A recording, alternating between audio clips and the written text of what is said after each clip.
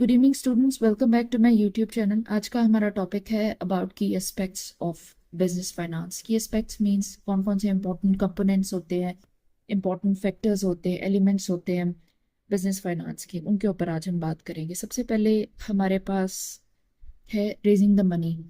Businesses को start करने के लिए, उनको चलाने के लिए, ऑपरेशनल क्राफ्ट में लाने के लिए और उनको get going, smoothly get going करने के लिए आपको पैसे की ज़रूरत होती है। तो कहाँ से ये पैसा एक्वायर किया जाता है? अगर आपका छोटा बिजनेस है, आप अपनी पर्सनल सेविंग्स यूज़ कर सकते हैं। आप बैंक्स से लोन ले सकते हैं, शॉर्ट टर्म के, मीडियम टर्म के, जिस तरह आपको सूट करता है, जिस तरह की आपकी फाइनेंशियल कैपेसिटी और कैपेबिलिटी है। इन्वेस्टर्स से आप पैसा ले सकते हैं, या फिर आप शेयर्स वगैरह सेल करके, जिसे हम इक्विटी फाइनेंसिंग कहते हैं, उस तरह से भी आप जो है वो पैसा जनरेट कर सकते हैं, रेज कर सकते हैं। नेक्स्ट स्टेप होता है आप पैसे को कहाँ पे इन्वेस्ट करेंगे। बिजनेसेस के पास बहुत सारे प्रोजेक्ट्स होते हैं। आप उन प्रोजेक्ट को डिफरेंट टेक्निक्स लगा के इवेल्युएट करते हैं कि कौन सा प्रोजेक्ट आपको कितने टाइम में कितना अच्छा प्रॉफिट देगा। तो जो प्रोजेक्ट आपको सबसे ज़्यादा सूट करता है, सूटेबल लगता है और जिसका प्रॉफिट भी अच्छा लगता है, उस प्रोजेक्ट में जो है आप अपना पैसा स्पेंड करते हैं या ये कुछ से इन्वेस्ट करते हैं। इसके अलावा बिजनेस ने प्लान करना होता है कि कितना पैसा जो है वो बिल्डिंग पे लगेगा। ऑफ कोर्स आपको रॉ मटेरियल चाहिए, यू नीड मशीनरी, मशीनरी भी एसेट होता है। एडवर्टीजमेंट, मार्केटिंग एक्सेट्रा, आपको एम्प्लॉयज़ वगैरह को हायर करना है। उसमें वाइजली जो है प्लानिंग की जाती है कि कहाँ पे कितना पैसा आप लगाएंगे। द मेन गोल इज़ कि जिस तरह से भी स्पेंडिंग हो, आपको जो है वो प्रॉफिट जनरेट होना चाहिए। ये गोल होता है। Then we have financial planning and budgeting. Financial planning और budgeting is very much important aspect.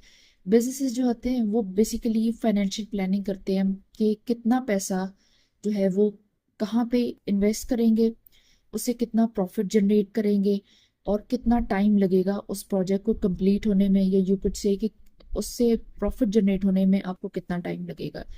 Because जो आपके रिसोर्सेज होते हैं, यानी जो आपका कैश होता है, वो आपका एसेट होता है, आपका रिसोर्स होता है, उसकी अपनी एक वैल्यू होती है, टाइम की भी अपनी वैल्यू होती है। जब आप फाइनेंशियल प्लानिंग करते हैं, प्रॉपरली बजटिंग करते हैं, उससे आपको ये फायदा होता है कि आपके जो रिसोर्सेज होते हैं वो वेस्ट नहीं होते, आपका टाइम भी वेस्ट नहीं होता।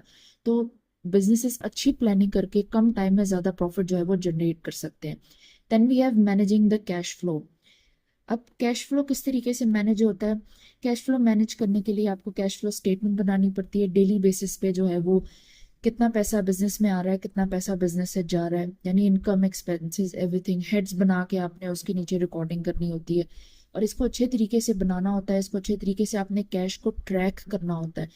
अगर आप कैश फ्लो को अच्छे तरीके से ट्रैक करें तो आपको पता चलता है कि बिजनेस कितनी हेल्दी कंडीशन में है। इट्स लाइक कि छोटे छोटे फाइनेंशियल गोल्स आप बनाते हैं, उनको अचीव करेंगे, फिर बड़े बड़े फाइनेंशियल गोल्स आप अचीव कर सकते हैं। अदरवाइज आपका बिजनेस जो है वो सस्टेन नहीं कर सकता। ग्रो तो बहुत बात की बात है।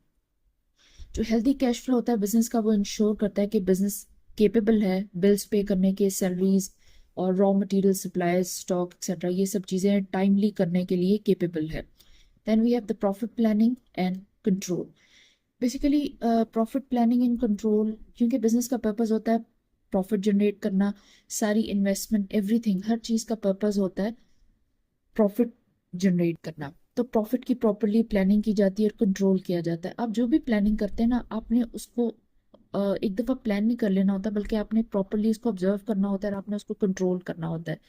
मॉनिटरिंग की जाती है इनकम की, एक्सपेंसेस की। देखा जाता है कि आपकी इन्वेस्टमेंट्स वैसे ही चल रही हैं कि नहीं, उसमें एक्स्ट्रा कितने एक्सपेंसेस आपको तो नहीं करने पड़ रहे, प्रॉफिट कितना आ रहा है, जितना आपने जो है वो प्रिडिक्ट किया था उतना आ रहा है कि नहीं आ रहा। कैलकुलेटिव प्रिडिक्शन होती है सारी।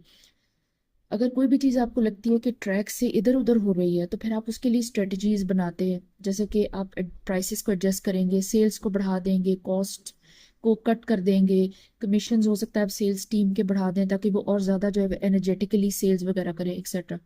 तो इस तरह से आपको प्लानिंग, कंट्रोल, एवरीथिंग आपको चाहिए होता है। छोटी छोटी स्ट्रेटजीज चाहिए आपको, उसको इम्प्लाई करना होता है ताकि आप जो है वो अपने ट्रैक से इधर उधर ना हो।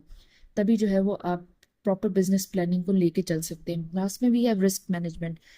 बिजनेसेस को बहुत सारे रिस्क होते हैं, लॉस का होता है, थेफ्ट का होता है, मार्केट चेंजेस होती है, सीजनल चेंजेस होती हैं, बैंक्रप्सी हो गई, इस तरह के बहुत सारे जो है वो मैनेज रिस्क होते हैं, बिजनेस को फेस करने होते हैं।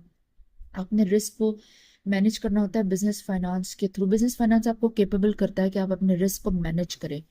आप जो है वो यू कुड से कि आप कैश को सेट असाइड कर सकते हैं, इसको रिटेन अर्निंग्स कहा जाता है। इंश्योरेंस वगैरह बाय की जाती है। इन्वेस्टमेंट्स जो होती हैं, अब आप जो प्रोजेक्ट्स में इन्वेस्ट करेंगे प्रॉफिट जनरेट करने के लिए, वो आप डाइवर्सिफाइड तरीके से कर सकते हैं।